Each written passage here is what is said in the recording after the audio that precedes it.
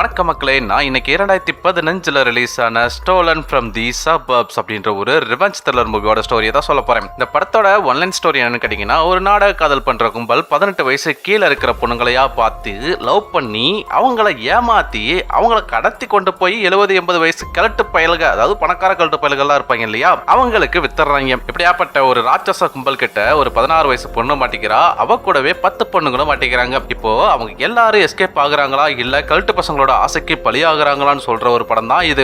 Okay மக்களே, வாங்க மூவிக்குள்ள போலாம். படத்தோட ஓபனிங் சீன்ல ஒரு பீச்சை கட்டுறாங்க. அங்க ஜானிங்கிற ஒருத்தன் வரான். வந்தவன் கையில ஒரு பொட்டலத்தை எடுத்துக்கிட்டு வேகமா பீச்சோட டவர் கிட்ட போனவன் அங்க இருக்கக்கூடிய அட்டையை எடுக்கிறான். உள்ள ஒரு பொண்ணு பையனும் இருப்பாங்க. பொண்ணோட பேரு பைப்பர், பையனோட பேரு டேன். அவங்கள பார்த்து ஜானி, ஹாய் கைஸ், நான் லாஸ் ஏஞ்சல்ஸ் சிட்டில இருக்கக்கூடிய யூத் என்ஜிஓல இருந்து வரேன். உங்களை மாதிரி வீட்டை விட்டு ஓடி வந்தவங்களுக்கு ஹெல்ப் பண்றதுதான் எங்களோட என்ஜிஓட முக்கியமான வேலையே. நீங்க இந்த மாதிரி வீடு இல்லாம கஷ்டப்படுறத பார்க்கும்போது எனக்கு மனசெல்லாம் நொந்து போகுது, வெந்து போகுது. கம்பெனி என் கூட வந்துருங்க, உங்களுக்கு 3 வேளை சாப்பாடு, தங்குறதுக்கு இடம், படுக்கிறதுக்கு பாயின்னு எல்லா வசதியுமே நான் பண்ணி கொடுக்குறேன், அது எங்களோட வேலை அப்படின்னு சொல்லவும் பொண்ணுக்கு இலவசத்தை பார்த்த உடனே வாயை பிளந்துட்டு நான் வரேன்னு சொல்லிட்டு முதல்ல கிளம்புறா. ஆக லவ்வருக்கு வர வழி இல்லை இல்லையா, சரின்னு சொல்லிட்டு 3 பேரும் வெங்கு நடந்து போறாங்க. 3 பேரு ஒரு வேன் கிட்ட போன அடுத்த நிமிஷம் அங்க 2 பேர் வந்து பைப்பரையும் டேனையும் அலேக்க அழுட்டு ஓடிடுறானுங்க. ஆக இவனுக்கு தான் அந்த நாடக காதல் கடத்தல் கும்பல். இதுல இந்த ஜானி பைய தான் ஆம்பளை ஐட்டம். பொம்பளை பிள்ளைகளையா பேசி கரெக்ட் பண்ணி கடத்திட்டு போய் அவங்கள கழட்டு பயல்களுக்கு விற்கிறது தான் இவனோட முக்கியமான வேலையே. இந்த ஆம்பளை ஐட்டம் ஜானி என்ன பண்றான், 2 பேரையும் கடத்தி அனுப்பிட்டு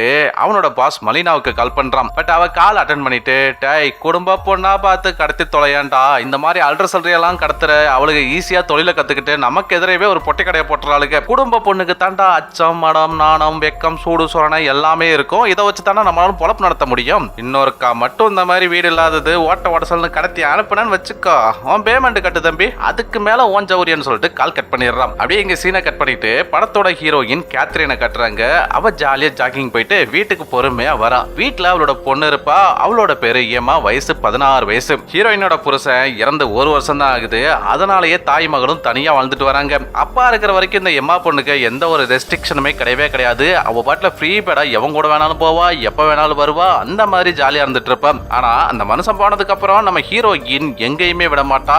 எதுக்கு எடுத்தாலும் பயங்கரமான ரூல்ஸ் எல்லாம் போட்டு அவளை கொடுமைப்படுத்துற மாதிரியே பண்ணிட்டு இருக்கிறான். அதனாலேயே ஹீரோயினை பார்த்தாலே அவளோட பொண்ணுக்கு சுத்தமா பிடிக்கவே பிடிக்காது. அடுத்து அம்மாவும் பொண்ணும் ரெடியாகி ஒரு மாலுக்கு போறாங்க. அங்க ஏமாவை இறக்கி விட்ட ஹீரோயின் வேலைக்கு அவசரமா கிளம்புறப்போ ஏமாவை மீட் பண்றதுக்காக அவளோட ஃப்ரெண்டு கோட்டி அங்க வரா. கோட்டியும் ஹீரோயினோட பொண்ணு ஏமாவும் ஜாலியா மாலுக்குள்ள போவாளுன்னு பார்த்தா அதான் கிடையாது. 2 பேரும் சரியான திட்டு கொட்டுங்க. மாலுக்குள்ள போகாம 2 பசங்க வருவானுங்க, அவனுங்களை போய் மீட் பண்றாளுங்க. அவனுக்கு 2 பேரும் யாருன்னு பார்த்தா ஒன்னு ஆம்பளை ஐட்டம் ஜானி, இன்னொன்னு அவனோட ஃப்ரெண்டு ஆடம். ஆக இந்த கோட்டியும் எம்மாவும் தான் இவனுங்களோட அடுத்த டார்கெட். இந்த கோட்டி புள்ள இருக்கா இல்லையா, அவளை தான் நம்ம ஜானி இப்போ சின்சியரா உசார் பண்ணிட்டு இருக்கிறான். அவளும் அவனுடைய ஆசை வார்த்தைகளுக்கு மயங்கி அவன் பின்னாடியே நாய்க்குட்டி மாதிரி சுத்திட்டு இருக்கிறானா பாத்துக்கங்க. ஆனா சம்பந்தமே இல்லாம இப்ப ஏமாவுக்கு மாமா வேலை பார்க்க போறான். இந்த ஜானியோட ஃப்ரெண்டு ஆடம் இருக்கான் இல்லையா, அவனுக்கு ஏமா பொண்ணு இன்ட்ரோ கொடுத்து 2 பேத்தையும் ஒன்னா மிங்கிளாக சொல்றான். ஃபர்ஸ்ட் பழகி பார்க்கலாம், அப்புறம் போக போக பிடிச்சா அப்படியே லவ் பண்ண ஆரம்பிக்கலாம்னு சொல்லிட்டு ஆடம் ரொம்ப டீசென்டா பேச அதுல மயங்கி போன ஏமா பொண்ணு முதல்ல பழகுறோம்னு சொல்லிட்டு இமிடியேட்டா அங்க இருந்து உள்ள போக போறாங்க.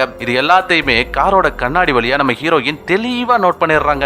இவன் கோட்டையை தானே பார்க்க போறேன்னு சொன்னா இவனுக்கு யார் 2 ஆம்பளை குழந்தைங்க புதுசா வந்திருக்காங்கன்னு பதறி போன ஹீரோயின் வேகமா கால் பண்றாங்க. ஆனா எம்மாவுக்கு அவங்க அம்மாவை சுத்தமா பிடிக்காத, இவ வேற நந்தி மாதிரி நொய்னேன்னு கால் பண்ணிட்டே இருக்கான்னு சொல்லிட்டு கால் அட்டன் பண்ணாம மாலுக்குள்ள போயிடுறான். இதனால அப்செட் ஆன ஹீரோயின் எப்படி நீ வீட்டுக்கு தீவனந்தீங்க வந்துதானே ஆகணும், நைட் உன்னை சக்கையா புழிஞ்சிடறேன்னு நினைச்சுக்கிட்டு வேகமா அங்கிருந்து கிளம்பி வேலைக்கு போயிடுறாங்க. அடுத்து வேலைக்கு வந்த ஹீரோயின் அவரோட ரியல் எஸ்டேட் கன்ஸ்ட்ரக்ஷன் சைட்ல பைப்பரோட மிஸ்ஸிங் போஸ்டரை பார்த்துட்டு நேரா அவரோட பாஸ் கிட்ட போனவ, எங்க சார் இப்பெல்லாம் நிறைய கடத்தல் நடக்கும் போல, பொம்பளை பிள்ளைங்க நிறைய காணாம போயிட்டு இருப்பாங்க போல, போஸ்டரா பார்த்துட்டு இருக்கேன், நம்ம சைட்டுக்கு முன்னாடி கூட ஒரு போஸ்டர் இருக்கு பாருங்கன்னு சொல்லி அவங்கிட்ட போய் சொல்ல, அவன் முதல்ல அந்த போஸ்டர் கிழிச்செழிஞ்சிட்டு அதுக்கப்புறம் வந்து பேசுங்கன்னு சொன்னதும் வேகமா போய் அந்த போஸ்டர் கிளிக்க போறான். ஹீரோயின் அந்த போஸ்டர் கிழிச்சுக்கிட்டு இருக்கும்போது கரெக்டா அந்த இடத்துக்கு ஆனாங்கிற ஒரு லேடி வராங்க. வந்தவங்க ஏமா யாருமா நீ தேவையெல்லாம் போஸ்டர் கிழிச்சுக்கிட்டு இருக்கிறன்னு வந்து ஹீரோயின் கூட சண்டை போடுறாங்க. ஏங்க இது யார் போஸ்டர்னே தெரியல, நீங்க எதுக்குங்க சண்டை போடுறீங்கன்னு சொல்லிட்டு ஹீரோயின் கேட்க, ஏங்க கொஞ்சம் வந்து மனசாட்சியோட நடந்துக்கங்க, உங்களுக்கு ஒரு பொண்ணு இருந்து இப்படி காணாம போயிருந்தா நீங்க அவசரப்பட்டு இப்படி கிளிப்பீங்களாங்க, இந்த பொண்ணு போன வாரம் காணாம போயிட்டா, எங்கேயாச்சும் நீங்க பாத்தீங்கன்னா கண்டிப்பா நீ கான்டாக்ட் பண்ணுங்கன்னு சொல்லிட்டு ஒரு பிசினஸ் கார்டை கொடுத்துட்டு அந்த லேடி அங்க இருந்து கிளம்பிடுறா. அதே நேரம் இந்த பக்கம் நாடக காதல் பாய்ஸ் எம்மாவையும் கோட்டையையும் ஒரு பீச்சுக்கு கொட்டு போறாங்க.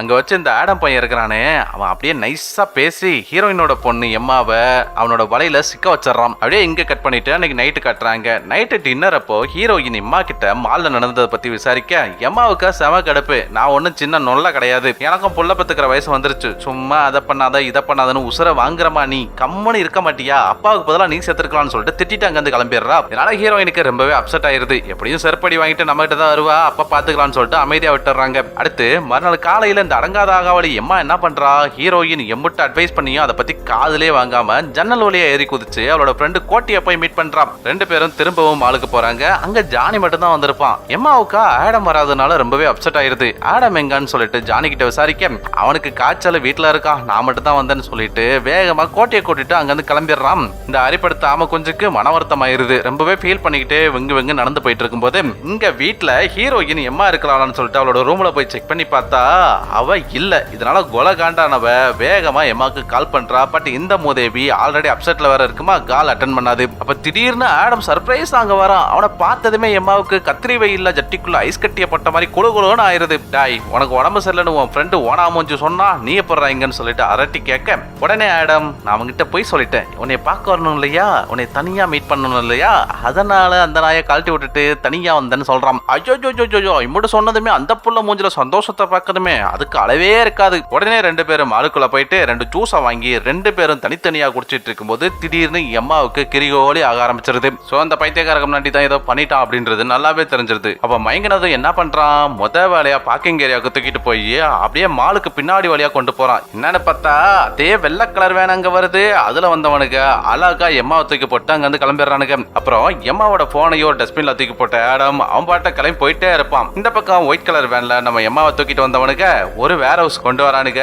அங்க ஆல்ரெடி கோட்டிய ஜானி பாய் கடத்திட்டு வந்திருப்பான். மயக்கம் தெரிஞ்ச எம்மாட்ட, யாரா மொட்டை நீங்க என்ன எதுக்குலாம் கத்திட்டு வந்தேன்னு சொல்லிட்டு கத்த அவளையும் ஒரு ஓடு போட்டு அந்த புள்ளைகளோட அடைச்சு வச்சிடறானுங்க. கொஞ்ச நேரத்திலேயே இந்த நாடக காதல் கும்பலோட தலைவி இருக்கிறா இல்லையா மலினா, அவளும் அங்க வருவா. வந்தவ உள்ள இருந்த பொண்ணுங்களை பார்த்து, நீங்க எல்லாம் இனி என்னோட அடிமைகள், நான் உங்களோட முதலாளி, நான் எவன் கூட உங்களை போக சொன்னாலும் அமைதியா போயிடணும். ஒரு வேலை இங்க இருந்து நீ தப்பிச்சு போகணும்னு நினைச்சீங்கன்னா, இல்ல உங்களை வாங்கிட்டு போற கிழவனை போட்டு தள்ளிட்டு எஸ்கேப் ஆகலாம்னு நினைச்சீங்கன்னா, உங்களோட வீடு தெரியும், உங்களோட பேரண்ட்ஸ் யாருன்னு தெரியும், உங்க கூட பிறந்தவங்க யாருன்னு தெரியும், எல்லாத்தையும் கொலை பண்ணிடுவேன் பார்த்துக்கோன்னு சொல்லிட்டு பங்கமா மிரட்டுறா. அதை கேட்டு எல்லாரும் ஷாக் ஆகி பார்த்துட்டு இருக்கிறப்போ, ஒருவேளை உங்களுக்கு தப்பிச்சு போற மாதிரி கனவு வந்தா கூட பொசுக்குன்னு எந்திரிச்சு ஓடியாந்து எங்கிட்ட மன்னிப்பு கேட்டுறன்னு பாத்துக்கங்க, இல்லையா கனவுல வந்து அறுத்தப்படுவோம் பாத்துக்கன்னு சொல்லி மிரட்டி முடிச்சுட்டு, சரி இங்க வந்ததுல யாரு கைப்படாத ரோஜாக்கள்னு கேக்குறா. ஒரு 3 பேர் கை தூக்குறாங்க. அதுல எம்மாவும் ஒருத்தி. வெரி குட், அப்படித்தான் இருக்கணும், உங்களால தான் எனக்கு இன்னைக்கு கோடிக்கணக்கில் பணம் கொட்ட போகுது. டேய் மொட்டை இங்க வாடா, முதல்ல இவளுக்கு எல்லாத்தையும் கொண்டு போய் குளிக்க வச்சுட்டு அழகான ஒரு ட்ரெஸ்ஸை போட்டு அல்வா துண்டு மாதிரி போட்டோ எடுத்து கிளைண்ட்டுக்கு அனுப்பி விட்டேன்னா நான் டீல் பேசி முடிச்சிருவேன்னு சொல்லிட்டு அங்க இருந்து கிளம்பிடுறா. அதே நேரம் இங்க நம்ம ஹீரோயின் அவளோட பொண்ணு ஏமா ரொம்ப நேரம் ஆகியும் வீட்டுக்கு வராதனால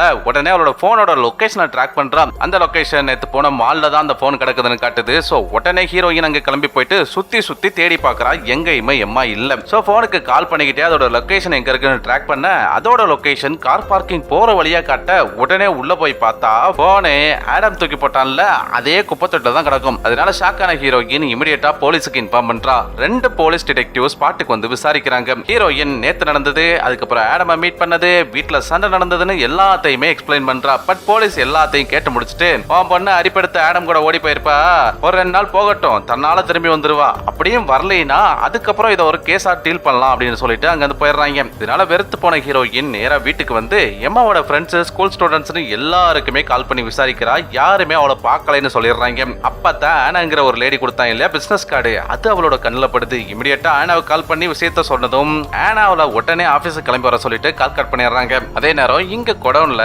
எம்மா கோட்டி எல்லாரையும் அரைகுறையான ட்ரெஸ்ஸை போட வச்சு அழகா போட்டோ ஷூட் பண்ணிட்டு இருக்காங்க. அது பண்றதே ஜானி மாமா பையதான். போட்டோ ஷூட்லாம் முடிஞ்சதுக்கு அப்புறம் ஓப்பனிங் சீன்ல ஒருத்தைய கடத்திட்டு வந்திருப்பாங்கல்ல பைப்பர், அவகிட்ட அந்த எம்மா என்ன கேக்குறா, ஏண்டி இங்க இருந்து எஸ்கேப் ஆகுறதுக்கு ஏதாச்சும் வழி இருக்கான்னு சொல்லிட்டு கேட்க, அட நீ வேற ஏன், ஒரு 2 நாளைக்கு முன்னாடி ஒரு பொண்ணு இங்க இருந்து எஸ்கேப் ஆக ட்ரை பண்ணா, அவளை இந்த மலினா ராட்சசி இருக்காலே எல்லாரும் முன்னாடி நிர்வாணமாக்கி கொடூரமா அவளோட பாடி பார்ட்ஸ் எல்லாத்தையும் அறுத்தே கொலை பண்ணிட்டாடின்னு சொல்றா. இதை கேட்டதுமே எம்மாவோட எஸ்கேப் பிளான் கேன்சல் ஆயிருது. அப்புறம் இந்த பக்கம் ஹீரோயினை காட்டுறாங்க. அவ அலறி அடிச்சுட்டு ஆனாவோட ஆபீஸ் போறா. அங்க 100கணக்கான பொண்ணுங்க காணாம போனவங்கன்னு சொல்லிட்டு போட்டோ ஒட்டி வச்சிருப்பாங்க. அதை பார்த்து ஷாக்கான ஹீரோயின், யாருமா நீனா ஆனா கிட்ட விசாரிக்க, இதை கேட்ட ஆனா, இப்ப நான் யாருங்கிறது முக்கியமா இல்ல உங்க பொண்ணை காப்பாத்துறது முக்கியமா, ஃபர்ஸ்ட் இங்க வந்து உட்காருங்கன்னு சொல்லிட்டு, உங்க பொண்ணோட வயசு என்ன, அவ அழகா இருப்பாளா, அதுக்கப்புறம் ரீசெண்ட் டேஸ்ல எவனாச்சும் எலவட்ட பையில லவ் பண்றேன்னு சொல்லி ஏதாச்சும் சொன்னாலான்னு சொல்லிட்டு விசாரிக்கிறாங்க. ஹீரோயினும் ஒரு 3 நாளைக்கு முன்னாடி நடந்த எல்லா சம்பவத்தையும் சொல்லிட்டு, என் பொண்ணுக்கு 16 வயசு தான் ஆகுது மேடம், ஒரு பச்சை புள்ள அப்படின்னு சொல்றா. அதை கேட்ட ஆனாவும், கண்டிப்பா உன் பொண்ணு ரோமியோ ட்ராப்ல தான் மாட்டியிருக்கா, நல்லா அழகா இருக்க பையன் உன் பொண்ணை கேர் பண்ற மாதிரி நடிச்சு நாடக காதல் பண்ணி கடத்திருக்கணும். மேக்ஸிமம் 48 மணி நேரம் தான். அதுக்குள்ள உன் பண்ண நம்ம கண்டுபிடிக்கலன்னு வச்சுக்கோ,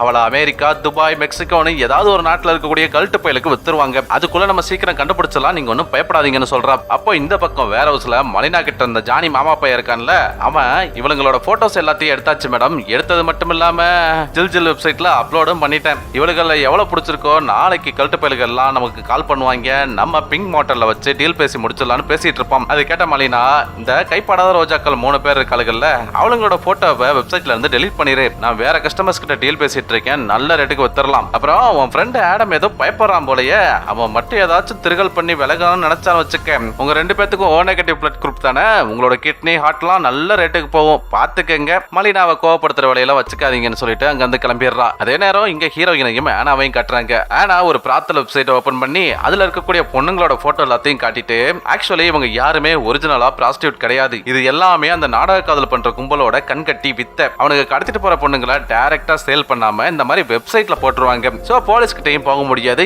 ஏன்னா ஆல்ரெடி உங்களோட போட்டோ விபச்சாரி வெப்சைட்ல வந்துருச்சு. இதுதான் அந்த கும்பல் பண்ற பிசினஸ் மாடல். இந்த வெப்சைட்ல உங்களோட பொண்ணு போட்டோ வந்துருச்சுனாலே அடுத்த 4 மணி நேரத்துல டீலிங் முடிஞ்சிரும், உங்க பொண்ணை வித்துருவாங்க. அதுக்கப்புறம் உங்க பொண்ணை லைஃப் லாங்கா பார்க்கவே முடியாதுன்னு சொல்லிட்டு எல்லாத்தையும் டீடைலா எக்ஸ்பிளைன் பண்றா. இதை கேட்ட ஹீரோயின், எங்க இம்மட்டு டீடைலா சொல்றீங்களே, நீங்க என்ன டிடெக்டிவான்னு கேட்க, சீச்சி இல்ல, நானும் உன் பொண்ணு மாதிரி பாதிக்கப்பட்டவதான். என்ன ஒரு 3 வருஷத்துக்கு முன்னாடியே ஒரு கல்ட் நாய் கிட்ட கடத்திட்டு போய் வித்துட்டாங்க. அவன் 1 வருஷம் என்னை வச்சு என்ஜாய் பண்ணிட்டு இன்னொரு பொறுக்கி கிட்ட வித்துட்டான். அந்த பொறுக்கி கல்ட் நாய் கிட்ட இருந்து என்னை கூட்டு போறப்போ போற வழியிலேயே அந்த பொறுக்கியை கொலை பண்ணிட்டு போலீஸ் ஸ்டேஷன் போயிட்டேன். போலீஸ் ஸ்டேஷன் போனா நியாயம் கிடைக்குன்னு அங்க போனேன்ல, அங்க எனக்கு நியாயம் எல்லாம் கிடைக்கல. என்ன விபச்சாரின்னு முத்திர குத்தி 4 வருஷம் ஜெயில போட்டாங்க. 4 வருஷம் போராட்டத்துக்கு அப்புறம் ஜெயில இருந்து ரிலீஸ் ஆன, அங்க இருந்து ரிலீஸ் ஆனதுக்கு அப்புறம் என்னைய மாதிரி பாதிக்கப்பட்டவங்களை காப்பாத்துறதான் என்னோட ஃபுல் டைம் டியூட்டின்னு ஃபீல் பண்ணிட்டு எக்ஸ்பிளைன் பண்றான். அடுத்த 2 பேரும் கிளம்பி எம்மாவோட மிஸ்ஸிங் போஸ்டர் எடுத்துக்கிட்டு மாலுக்கு போறாங்க.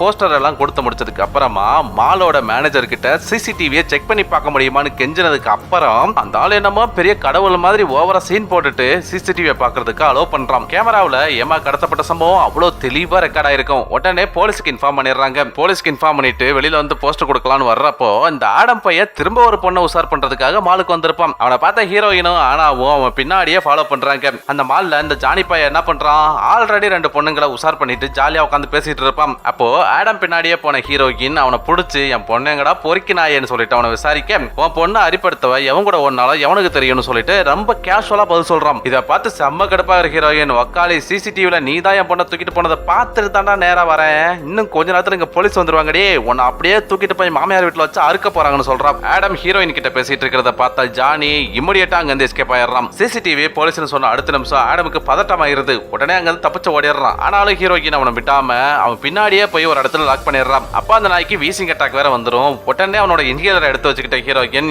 என் பொண்ணு இருக்கிற இடத்த சொன்னீங்கன்னா உனக்கு இந்த இன்ஹேலரை கொடுப்பேன், இல்லையா இங்கே கலந்து சாவுன்னு சொல்லி மிரட்டுறான். அவனுக்கு வேற வழி இல்ல. மலினாங்கிற ஒரு லேடி கிட்ட தான் நான் ஒர்க் பண்றேன், அவதான் உன் பொண்ணை கடத்த சொன்னா, சீக்கிரம் அவன் இருக்கிற இடத்த கண்டுபிடிச்சிட்டீங்கன்னா உங்க பொண்ணை காப்பாத்தலாம், இல்லைன்னா எந்த நாட்டுல எந்த கழுத்து பயலுக்கு விற்பாங்கன்னே உங்களுக்கு தெரியாது அப்படின்னு சொல்றான். அதை கேட்ட ஹீரோயின் இன்ஹேலரை ஆடம் கிட்ட கொடுத்துட்டு இமிடியேட்டா போலீஸ்க்கு இன்ஃபார்ம் பண்ணிடுறான். அப்போ அங்க வந்த ஜானி யாருமே எதிர்பார்க்காத விதமா ஆடமை ஷூட் பண்ணி கொலை பண்ணிடுறான். இதனால இருந்த ஒரு ஆதாரமும் கையை விட்டு போயிருது. அடுத்து ஹீரோயினோட வீட்டுக்கு வந்த போலீஸ் ஹீரோயினை கண்ட மணிக்கு பிடிச்சி ஏறி விட்டுறானுங்க. ஆனா ஹீரோயினுக்கு செம்ம எரிச்சலாயிருது. கடுப்பான ஹீரோயின், என் பொண்ணு என் கூட ஓடி போயிருப்பான்னு சொன்ன முட்டா பழுதாடா நீங்க, இப்ப என்ன உங்களுக்கு வயசு விடாலு, என் பொண்ணை காப்பாத்திக்கிறது எனக்கு தெரியும், நீங்க மூடிட்டு போங்கன்னு சொல்லி போலீஸை பிடிச்சு பயங்கரமா திட்டி விட்டுறான். அடுத்தாக்குல அந்த கேர்ள்ஸ் ஃபார் சேல் வெப்சைட்ல போயிட்டு எம்மா போட்டோ வந்திருக்கான்னு செக் பண்ணி பாக்குறாங்க.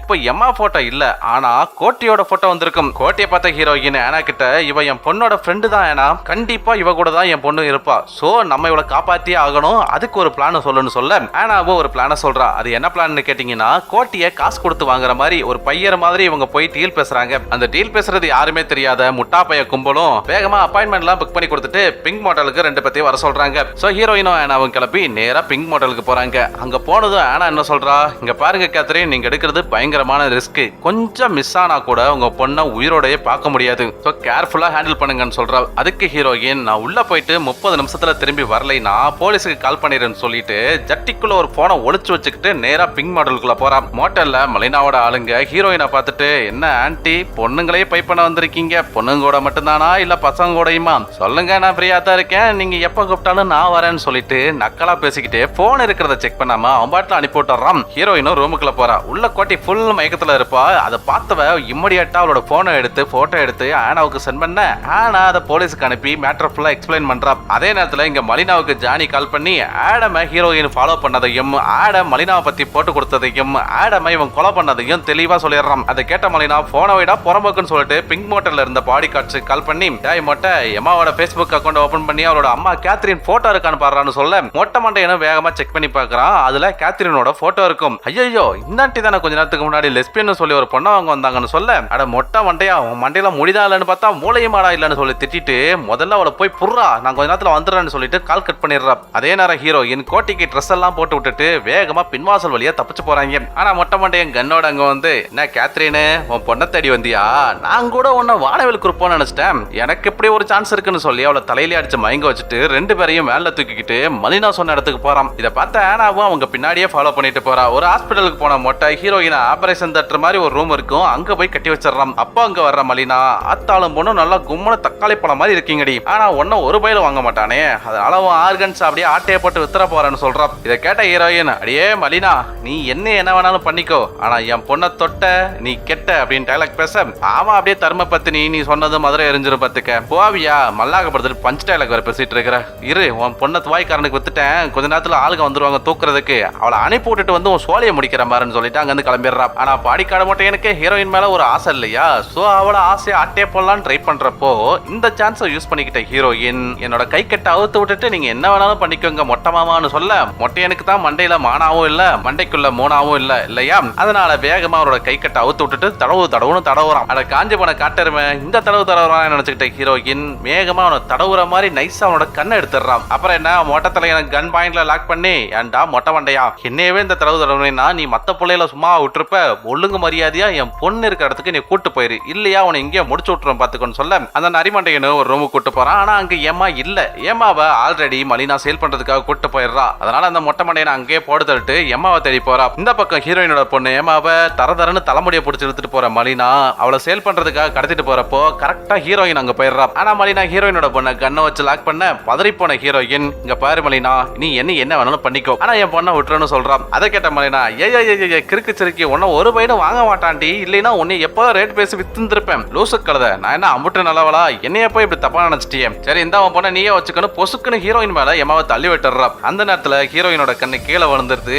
அதை நோட் பண்ண எம்மா பொண்ணு டக்குன்னு கண்ணை எடுத்து மலினாவை டொப்புன்னு ஷூட் பண்ணிடுறா. மலினா செத்து போயிடுறா. கொஞ்ச நேரத்திலேயே அங்க போலீஸ் வந்துடுறாங்க. மலினா கேங்குக்கும் போலீஸுக்கும் சரியான சண்டை. அதுல மலினா கேங்ல இருந்த எல்லாரையும் ஈஸியா முடிச்சு விட்ட போலீஸ் கடத்தப்பட்ட பொண்ணுங்க எல்லாத்தையும் ரெஸ்கியூ பண்ணிடுறாங்க. படமும் முடியுது. இந்த படத்தை எடுத்த டைரக்டர் என்ன சொல்ல வராருன்னா ரோமியா மாதிரி அழகா ரொமான்டிக்கா பேசுற பசங்களை நம்பாம ஒழுங்கா படிச்சு நல்ல உத்தியோகத்துக்கு போங்க முட்டா கழுதைகளா நல்ல வாழ்க்கை அமையும் அதை விட்டுட்டு அறகுறையா 16 வயசுலயே லவ் பண்ணா சத்யராஜ் சொல்ற மாதிரி அல்வாதான். அம்புட்டு தாமக்களை படம் முடிஞ்சது. நாளைக்கு ஒரு நல்ல மூவியோட சந்திக்கலாம். டாடா பை பை.